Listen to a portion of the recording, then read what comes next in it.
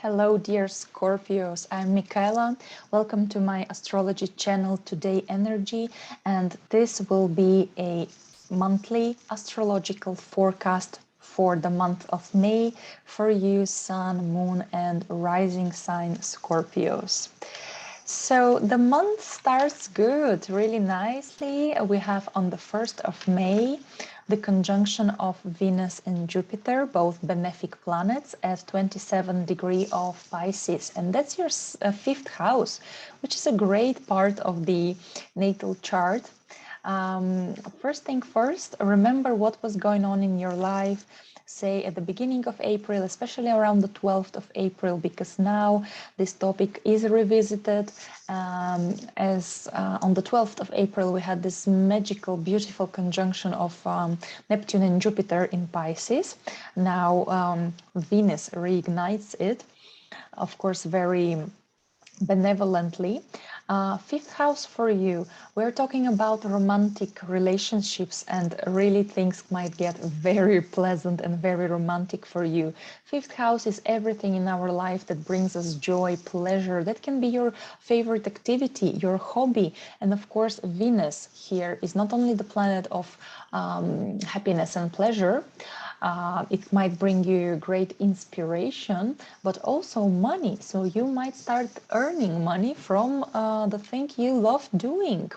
Let's say cooking or having a blog in Instagram about cooking. Jupiter can really bring popularity.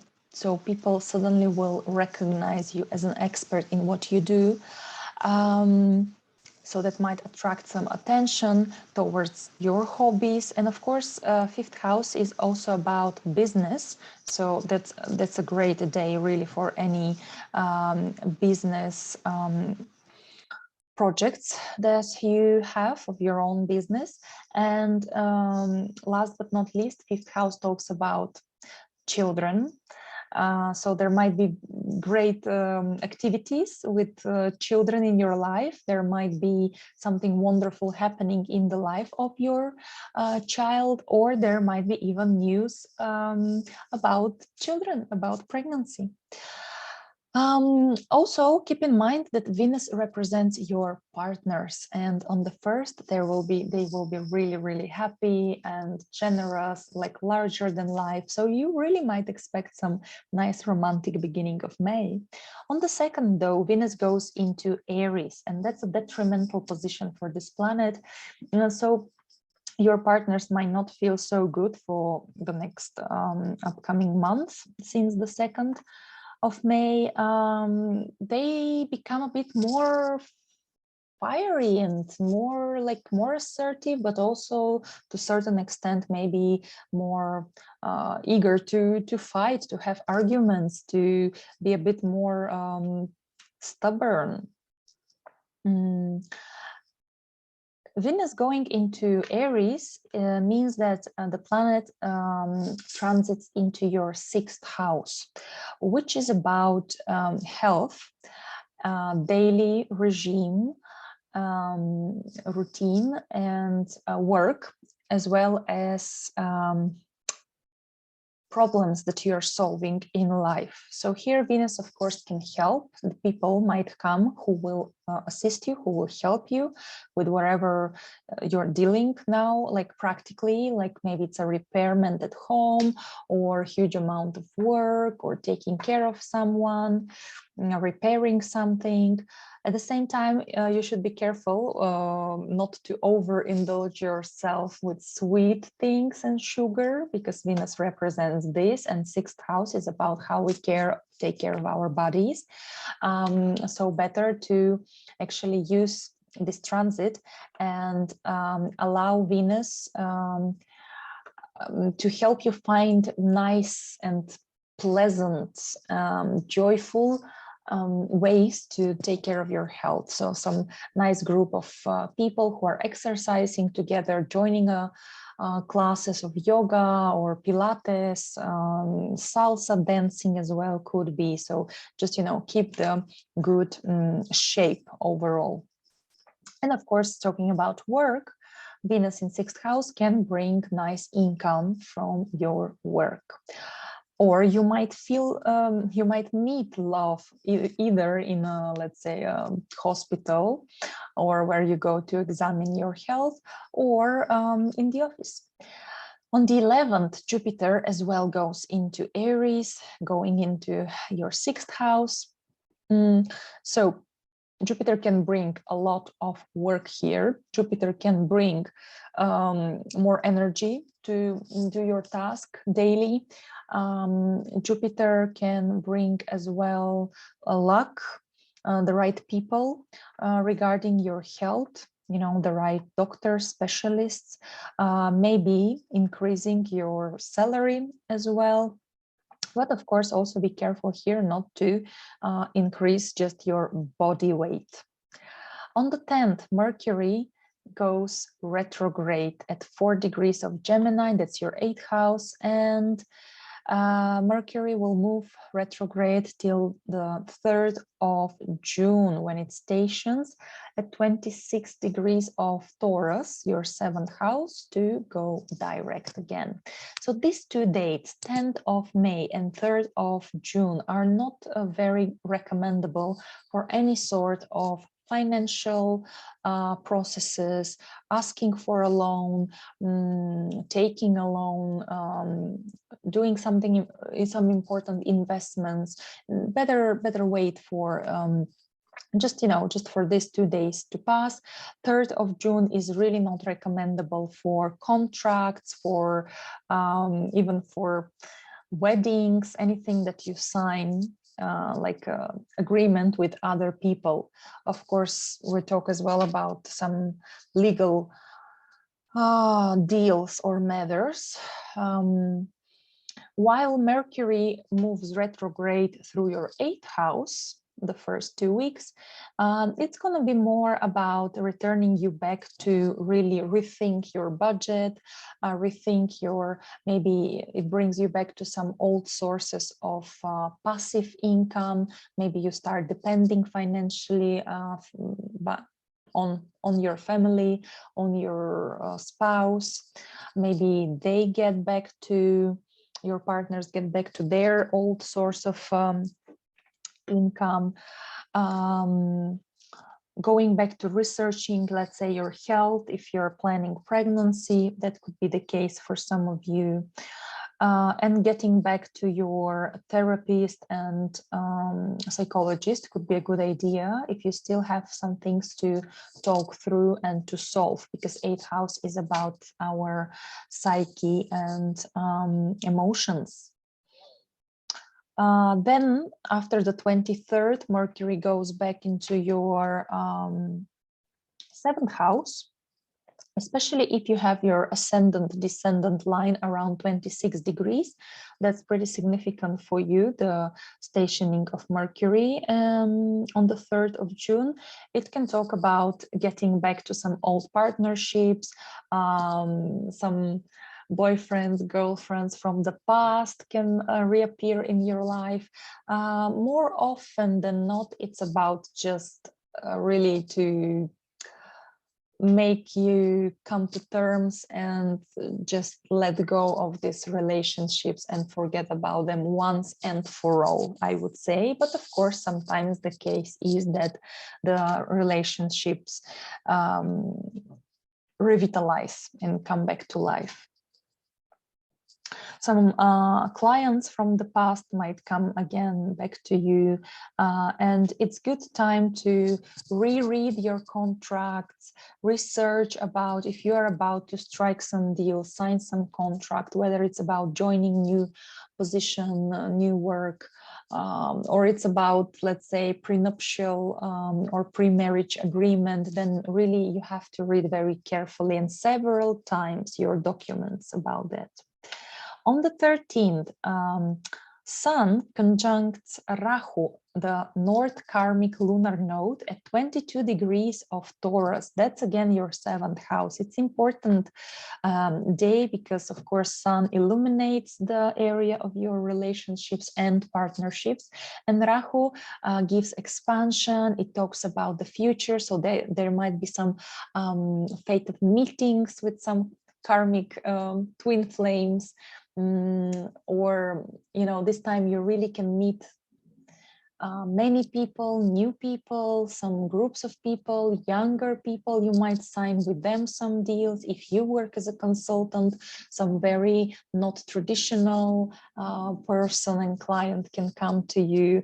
Yeah, because Rahu really talks about our future development. So there might be some important news from your partners or about them, about partnerships.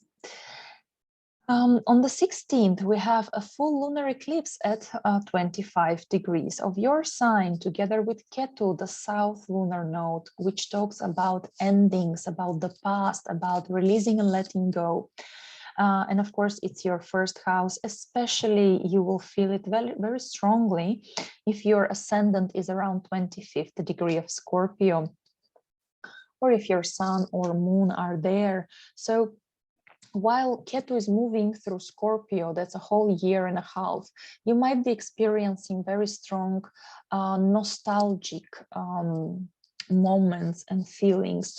Life can return you back to something from the past. Maybe you were an expat and now, because, let's say, because of COVID, you relocated back home, or you're revisiting your family, or you're dealing with some old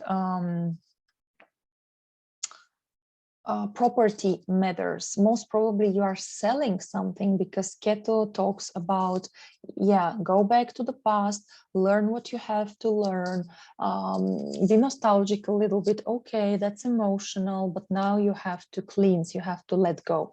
1st house, it really can be about anything, but mostly 1st house talks about health, about our bodies. So it's actually a great lunar eclipse, yeah, full moon, culmination, endings. You might,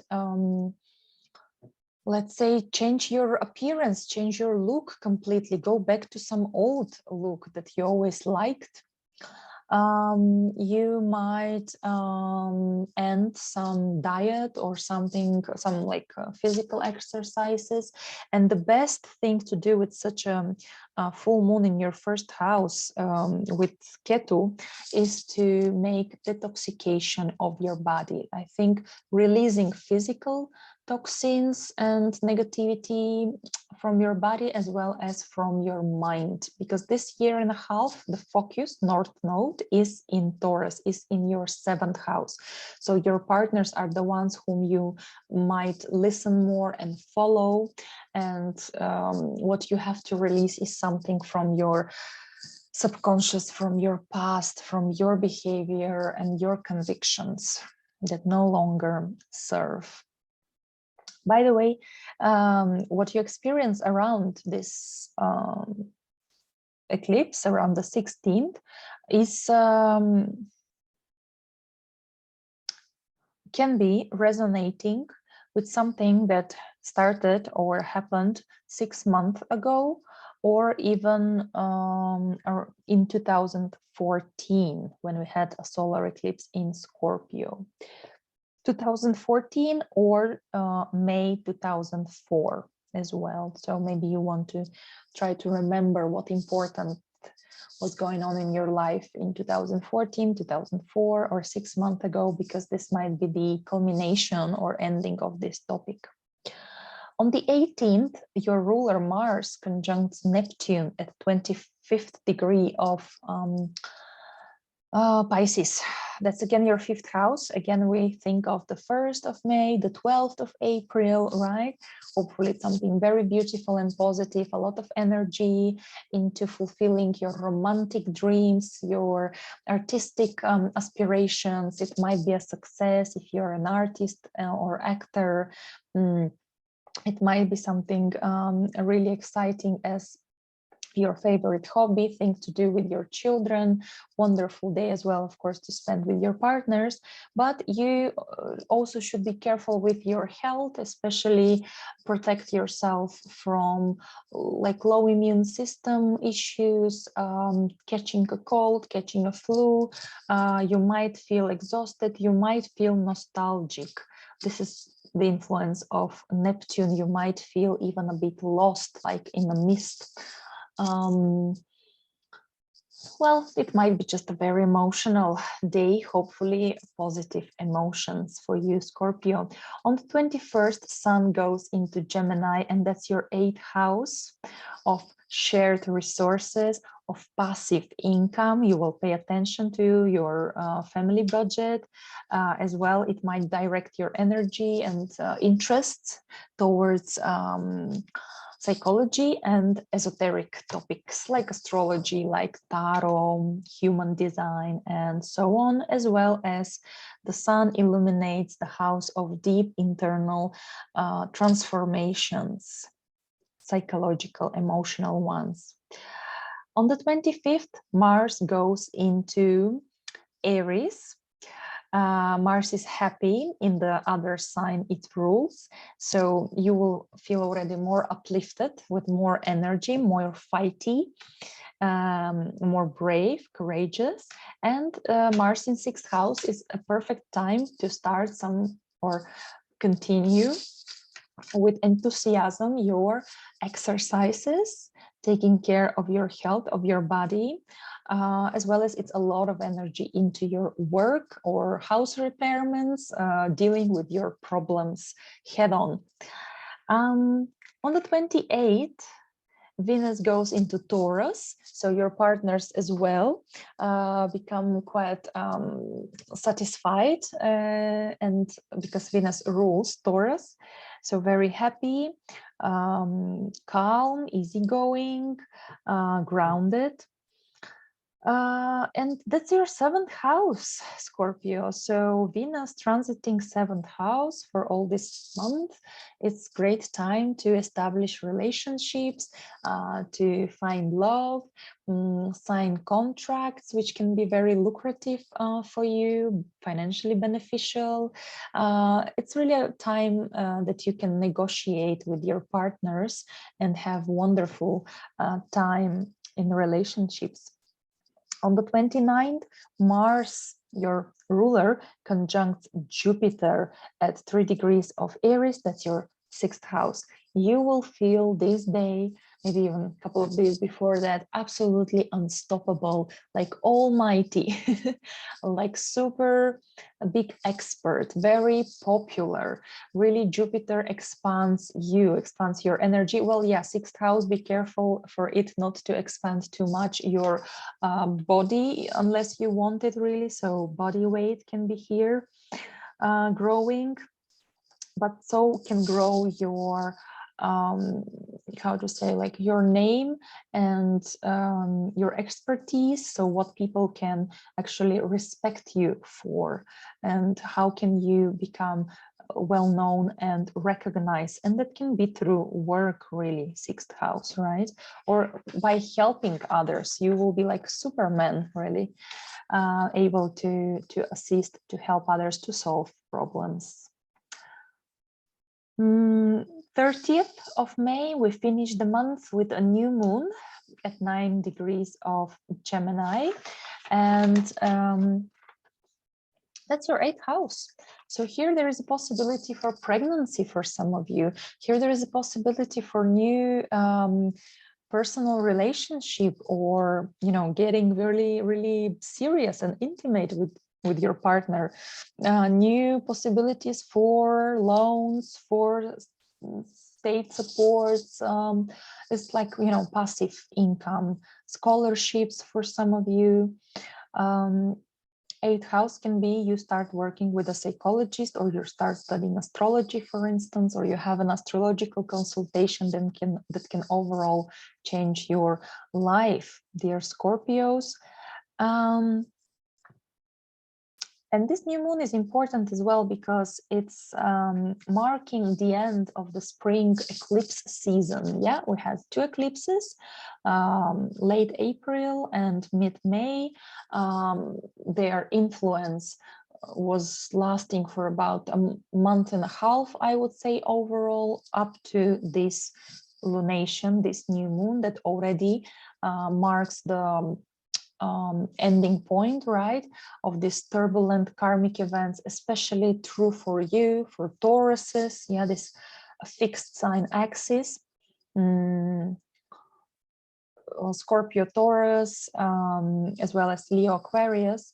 I think you passed through really deep, significant changes and transformation, and now we can really like breathe out calmly and peacefully because life goes into its normal course, and we can integrate, let's say, at peace our massive changes until the autumn, when we will have a second eclipse season for this year. Scorpios, thank you very much for watching my videos, for sharing them with your close people, for liking my videos, subscribing to my channel. I wish you a really strongly positive and empowering month of May. See you soon.